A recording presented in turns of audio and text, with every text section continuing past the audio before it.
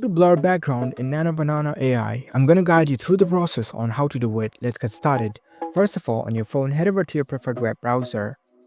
On your browser, search for NanoBanana AI and navigate to its website. After you are in the website, you will see this kind of web interface. Make sure that you are logged in with your accounts.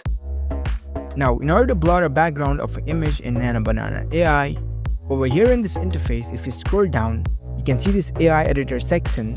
Here you have two different options, image to image and text to image option. You can choose either one. For now, I've selected image to image. Now you can add the image. Tap on this add image section.